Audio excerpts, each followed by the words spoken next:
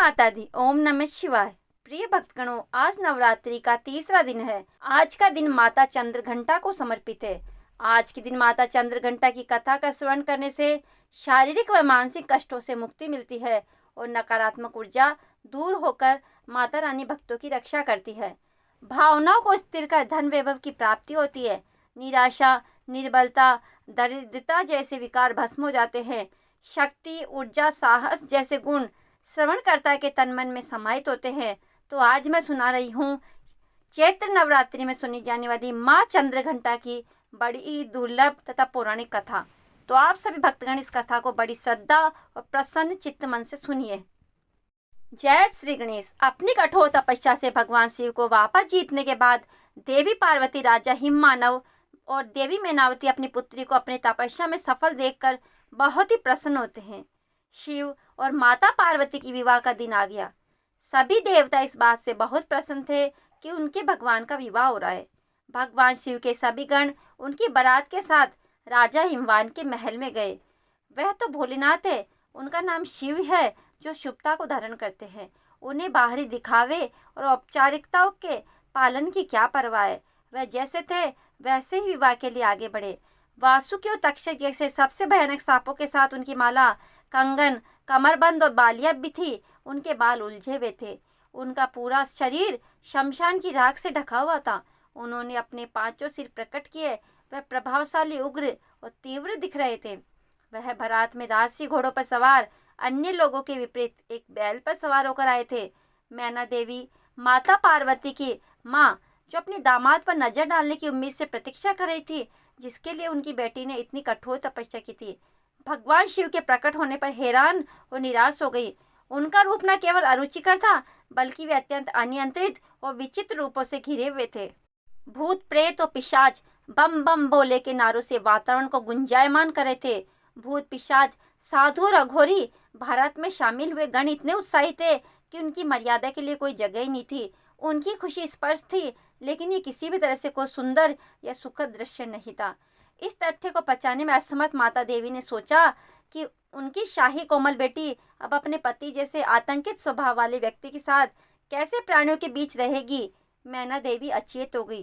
देवी पार्वती ने शिव तत्व को गहराई से आत्मसात कर लिया था, और जैसा कि हमने उनके ब्रह्मचारिणी रूप में देखा, वह सप्तऋषियों के लिए शैव सिद्धांत की गुरु थी। फिर भी अपनी करुणा के साथ उन्होंने एक माँ के रूप में मैना देवी की दुर्दशा को समझा। भोलेनाथ को शांत होने और विवाह के लिए एक सुखद स्वरूप प्रस्तुत करने के लिए मनाने के लिए गई। अब देखिए, देवी पार्वती ने स्वयं उनके तीव्र रूप से मेल खाने के लिए क्षण भर के लिए उग्र रूप धारण कर लिया। उनके 10 हाथों में विभिन्न शस्त्र थे।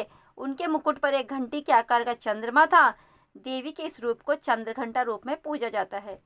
माँ के इस रूप ने भगवान शिव के रौद्र रूप को शांत किया और उनके उपद्रवी गणों को वश में किया। चंद्रघंटा के उग्र और तेजस्वी रूप को मानते हुए माँ ने शिव से पहले जैसे रूप धारण करने का आग्रह किया, जिस पर वह तत्पश्चात सहमत हो गए। उनके अनुरोध पर शिवजी ने अपना भयानक रूप त्याग दिया और भगवान विष्णु को सबसे आकर्षण दूल्हे के रूप में उनका श्रृंगार करने को दिया। भगवान शिव को इस रूप में चंद्रशेखर या सुंदरेश्वर के नाम से जाना जाता है। देवी पार्वती ने शिवजी के प्रति अपना प्रेम दिखाने के लिए उनकी जटाओं पर हमेशा आधा चंद्रमा रहता है। अपने माथे पर आधा चंद्रमा सजाया। भव्य विवाह के बाद देवी पार्वती एक शालीन नई दुल्हन के रूप में भगवान शिव के साथ गई।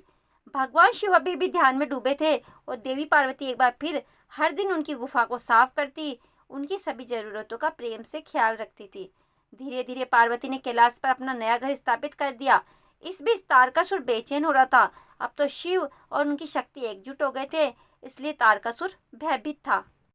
उसने नवविवाहित जीवन में सौंदर्य को बाधित करने के लिए एक दुष्ट चमगादड़ राक्षस जटकासुर को भेजा। जबकि भगवान शिव घोर तपस्या में लीन थे और माता पार्वती अपने घर के कामकाज में, जटकासुर पूरी तरह चमगादड़ सेना के साथ कैलाश पहुंचा। जटकासुर और उसकी चमगादड़ सेना ने आकाश को केवल अपने पंखों से ढक लिया। उन्होंने माँ पार्वती के नव सजाए घर को उजाड़ना शुरू कर दिया। अभी भी एक संकोची दुल्हन और राक्षस और असुरों के तरीकों में माँ पार्वती ने शक्तिशाली नंदी की मदद लेने का फैसला लिया, लेकिन नंदी जी कहीं नहीं मिले।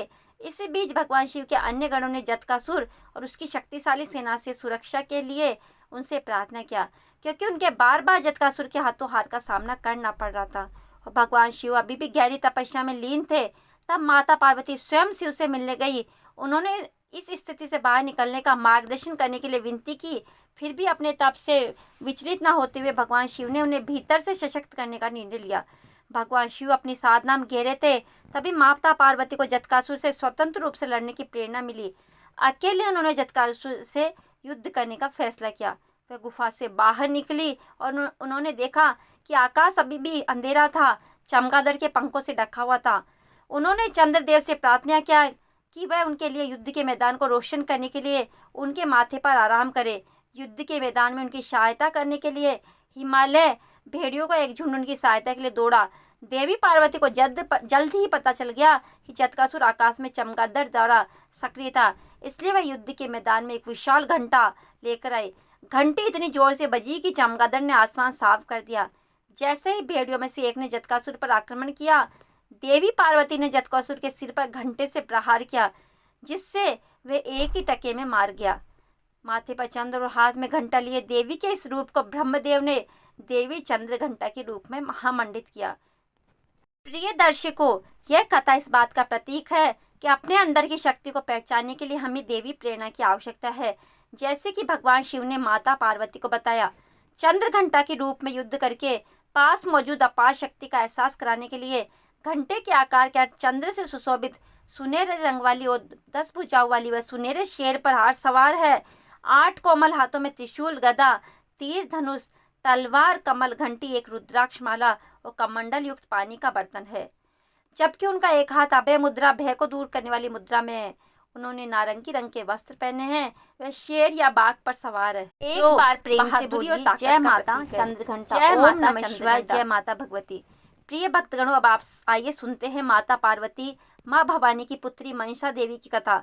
भगवान शिव की मानस पुत्री होने के बाद भी मनसा देवी की पूजा शिव परिवार के साथ नहीं हो रही थी, जबकि उनके परिवार के ही माता पिता पार्वती, गणेश जी, कार्तिकेय भगवान, भैरव, नंदी आदि की पूजा हो रही थी, जिसकी वजह से मनसा देवी असंतुष्ट रहती थी और इस समस्या को लेकर वह भगवान शिव के पास गई।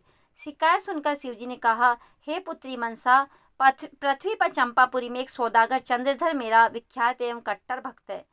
सर्वप्रथम उसी सौदागर से तुम पूजा लो। अगर वह तुम्हें पूजा दे देगा तो तुम्हारी पूजा इस पृथ्वी पर शिव परिवार की तरह होने लगेगी। मनसा देवी चंपापुरी के चंद्रधर के पास प्रकट हुई और उस सौदागर से अपनी पूजा मांगी, लेकिन चंद्रधर ने उनकी पूजा करने के बजाय उनकी अवहेलना कर डाली। परिणाम स्वरूप सौदागर के 6 पुत्रों को मनसा देवी के विष का कोप भोजन शिकार होना पड़ा। सभी पुत्र सर्पदंश के कारण शिकार हुए। शिव भक्त चंद्रधर फिर भी मनसा देवी की पूजा को तैयार नहीं हुआ। कुछ समय बाद चंद्रधर को बाला लखनदर के रूप में 7वां पुत्र हुआ। माता मनसा देवी के श्राप के अनुसार बाला लखनदर की मृत्यु सर्पदंश से सुहाग रात के दिन सुनिश्चित थी। हठी सौदागर ने भगवान विश्वकर्मा का आह्वान कर लोहा बांस का एक ऐसा अद्भुत भवन बनाने को कहा जिसमें सुरक्षा को लेकर कोई छेद छोड़ने की नहीं कहा गया। इस बात का पता चलते ही मनसा देवी ने कारीगरों को बुलाकर एक छोटी सी सुराग मकान की दीवार में छोड़ देने पर राजी कर लिया, जिससे आसानी से देखा नहीं जा सकता था। बाला लखी का ब्याह नवगछिया के पास उज्जैन गांव के वासु सौदागर की पुत्री बिहुला से हुआ। लोहा भास के दूध भवन में बाला लखी अपनी नव विवाहिता सुंदर पत्नी बिहुला के साथ सुहागरात में शयन कक्ष में था। मध्य रात्रि में सर्पदंश का शिकार हो गया। नागदंश का शिकार होते ही बाला लखनदर के उपचार और सर्पदंश झाड़ने के लिए चंपापुरी के वैद्य व ओझा सभी को बुलवाया गया, लेकिन देवी मनसा ने उन्हें रोक दिया। फलस्वरूप तेज विष के कारण लखनदर की मृत्यु हो गई। मृत्यु के उपरांत सती साध्वी बिहुला पति को पुनर्जीवित करने के लिए संकल्पबद्ध हो विश्वकर्मा जी का आह्वान करती है और विशाल नौका पर एक मंजिलों वाली मंजूषा केले के पत्तों से नौका बनवाई, उसे लहसुन माली से विविध चित्रों से सजाया। उसी केले के नौका पर बेहुला अपने पति के पार्थिव शरीर को लेकर चंपापुरी से स्वर्ग के लिए जल मार्ग से प्रस्थान करती है। उसने लाल साड़ी पहन रखी थी और सिंदूर लगा रखा था। नदी के किनारे बहुत दूर ले गई वह अपने पति को पुनर्जीवित करने पर तुली हुई थी।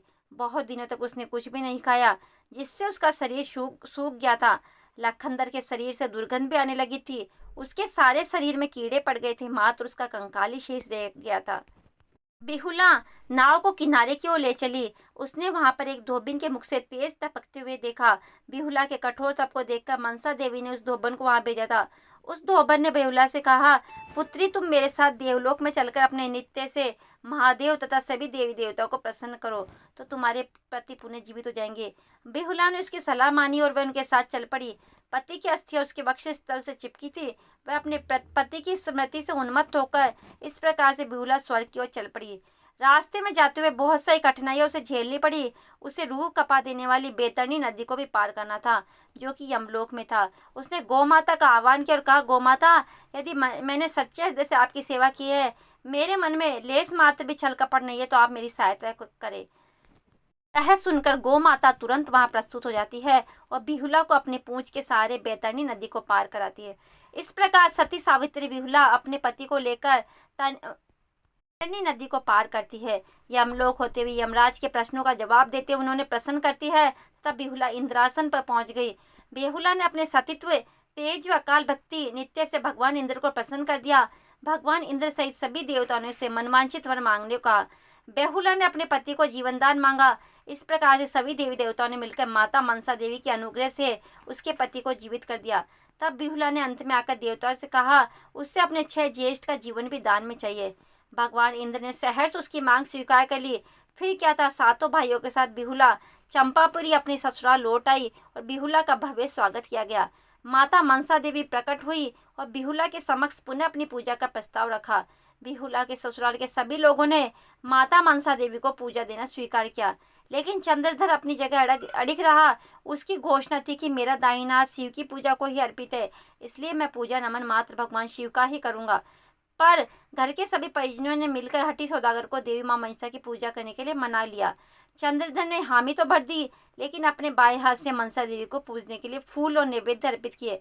पूजा के लिए भव्य मनसा बसहरी मंदिर का निर्माण किया गया। कहा जाता है तभी से मनसा देवी की पूजा शिव की मानस कन्या के रूप में होने लगी। उसी वक्त मां मनसा देवी ने बिहुला को आशीर्वाद दिया, दुनिया की सती नारियों में उसका स्थान सुरक्षित रहेगा और उच्च रहेगा, और मनसा पूजा के साथ ही बिहुला की भी पूजा की जाएगी।